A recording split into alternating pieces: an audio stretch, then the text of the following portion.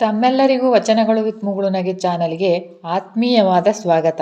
ಇಂದಿನ ವಿಡಿಯೋದಲ್ಲಿ ಶರಣ ಜೇಡರ ದಾಸಿಮಯ್ಯನವರ ಬಗ್ಗೆ ಸ್ವಲ್ಪ ಕಿರು ಪರಿಚಯ ಮತ್ತು ಅವರ ವಚನಗಳು ಭಾವಾರ್ಥದೊಂದಿಗೆ ನಾನು ನಿಮ್ಮ ಮುಗುಳುನಗೆ.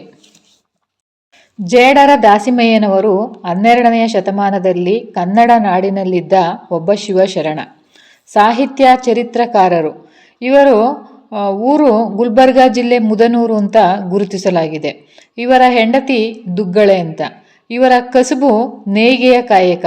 ಜೇಡರ ದಾಸಿಮಯ್ಯ, ಜೇಡ ಅಂದರೆ ನೇಕಾರ, ನೇಯುವವನು ಅಂತ ಅರ್ಥ ಬರುತ್ತೆ. ಒಂದು ಕೈ ಮಗ್ಗದಲ್ಲಿ ನೂಲಿನ ಎಲೆಗಳನ್ನು ಎಣೆದು ನೇಯ್ದು ಬಟ್ಟೆಯನ್ನು ತಯಾರಿಸುವ ಕಸುಬು ಇವರದ್ದಾಗಿರುತ್ತೆ. ಇವರ ಅಂಕಿತ ನಾಮ ರಾಮನಾಥ ಅಂತ. ಇನ್ನು ಇವರ ವಚನ ಹೀಗಿದೆ: ಬರು ಸಠಗನ ಭಕ್ತಿ ದಿಟವೆಂದು ನಚ್ಚಲು ಬೇಡ, ಬರು ಸಠಗನ ಭಕ್ತಿ ದಿಟವೆಂದು ನಚ್ಚಲು ಬೇಡ, ಮಠದೊಳಗಣ ಬೆಕ್ಕು ಇಲಿಯ ಕಂಡು, ಮಠದೊಳಗಣ ಬೆಕ್ಕು ಇಲಿಯ ಕಂಡು, ಪುಟ ನೆಗೆದಂತಾಯ್ತು ಕಾಣ ರಾಮನಾಥ, ಪುಟ ನೆಗೆದಂತಾಯ್ತು ಕಾಣ ರಾಮನಾಥ. ಅಂದರೆ ಈ ವಚನದಲ್ಲಿ ಸುಳ್ಳು ಅಂದರೆ ಕಪಟ, ವಂಚನೆಯ ನಡೆನುಡಿಗಳಿಂದ ಸಹಮಾನವರಿಗೆ ಮತ್ತು ಸಮಾಜಕ್ಕೆ ಕೇಡನ್ನು ಬಗೆಯುತ್ತಾ ಜನ ಮೆಚ್ಚುಗೆಯನ್ನು ಪಡೆಯಲೆಂದು ದೇವರಲ್ಲಿ ಒಲವುಳ್ಳವನಂತೆ ಬಹು ಬಗೆಯ ಪೂಜೆ ಆಚರಣೆಗಳಲ್ಲಿ ತೊಡಗಿರುವ ವ್ಯಕ್ತಿಯನ್ನು ಒಳ್ಳೆಯನೆಂದು ನಂಬಬಾರದು ಎಂಬ ಎಚ್ಚರಿಕೆಯನ್ನು ಈ ವಚನದಲ್ಲಿ ನೀಡಲಾಗಿದೆ. ಇನ್ನು ಬರು ಅಂದರೆ ಬರಿದು, ಪೊಳ್ಳು ಇಲ್ಲಿ ಏನೂ ಇಲ್ಲದಿರುವುದು ಅಂತ ಅರ್ಥ ಬರುತ್ತೆ. ಸಠಕ ಅಂದರೆ ಕಪಟಿ, ವಂಚಕ, ಮೋಸಗಾರ ಅಂತ ಕೂಡ ಅರ್ಥ ಬರುತ್ತೆ.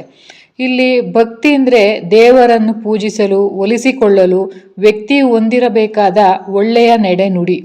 ಇನ್ನು ಸಠಗನ ಭಕ್ತಿ ಅಂದರೆ ಸುಳ್ಳು, ವಂಚತನ, ಕೆಟ್ಟ ನಡವಳಿಕೆ ಉಳ್ಳ ವ್ಯಕ್ತಿಯು ದೇವರ ಪೂಜೆ ಆಚರಣೆಗಳಲ್ಲಿ ಒಲವು ಉಳ್ಳವನಂತೆ ಮಾಡುವ ನಟನೆ ಅಂತ ಅರ್ಥ ಬರುತ್ತೆ. ಮತ್ತು ಮಠದೊಳಗಣ ಅಂದರೆ, ಮಠ ಅಂದರೆ ಜಾತಿ, ಮತ, ದೇವರ ಹೆಸರಿನಲ್ಲಿ ಜನರು ಕಟ್ಟಿಕೊಂಡಿರುವ ಸಾಮಾಜಿಕ ಒಕ್ಕೂಟ. ಇನ್ನೊಂದು ವಚನ ನೋಡೋದಾದರೆ, ಹರಿದ ಗೋಣಿಯಲ್ಲೊಬ್ಬ ಕಳವೆಯ ತುಂಬಿದ, ಹರಿದ ಗೋಣಿಯಲ್ಲೊಬ್ಬ ಕಳವೆಯ ತುಂಬಿದ, ಇರುಳೆಲ್ಲ ನಡೆದನ ಸುಂಕ ಕಂಜಿ, ಇರುಳೆಲ್ಲ ನಡೆದನ ಸುಂಕ ಕಂಜಿ, ಕಳವೆಯೆಲ್ಲ ಹೋಗಿ ಬರೀ ಗೋಣಿ ಉಳಿಯಿತು, ಕಳವೆಯೆಲ್ಲ ಹೋಗಿ ಬರೀ ಗೋಣಿ ಉಳಿಯಿತು, ಅಳಿಮನದವನ ಭಕ್ತಿ ಇಂತಾಯ್ತು ರಾಮನಾಥ, ಅಳಿಮನದವನ ಭಕ್ತಿ ಇಂತಾಯ್ತು ರಾಮನಾಥ.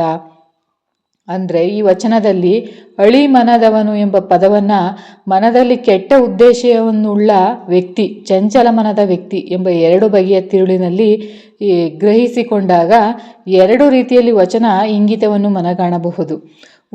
ಒಂದನೇದು ಹೇಳೋದಾದರೆ, ಮನದಲ್ಲಿ ಕೆಟ್ಟ ಉದ್ದೇಶವನ್ನು ಹೊಂದಿ ಹೊರನೋಟಕ್ಕೆ ದೇವರಲ್ಲಿ ಒಲವುಳ್ಳವಂತೆ ನಟಿಸುತ್ತಾ ಜನರನ್ನು ಮತ್ತು ಸಮಾಜವನ್ನು ವಂಚಿಸುವ ವ್ಯಕ್ತಿಯು ಕಟ್ಟ ಕಡೆಗೆ ಜೀವನದಲ್ಲಿ ಏನನ್ನೂ ಗಳಿಸಲಾಗದೆ ತನ್ನಲ್ಲಿರುವುದನ್ನು ಕಳೆದುಕೊಳ್ಳುತ್ತಾನೆ ಅಂತ ಅರ್ಥ ಬರುತ್ತೆ.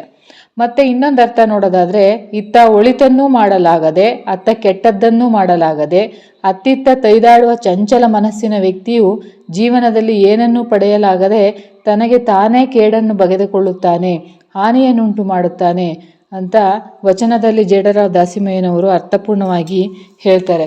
ಪೂರ್ತಿ ವಿಡಿಯೋ ನೋಡಿದ ನಿಮಗೆಲ್ಲರಿಗೂ ಹೃದಯಪೂರ್ವಕ ಧನ್ಯವಾದಗಳು. ಮತ್ತೆ ಮುಂದಿನ ವಿಡಿಯೋದಲ್ಲಿ ನಾನು ನಿಮ್ಮೊಂದಿಗೆ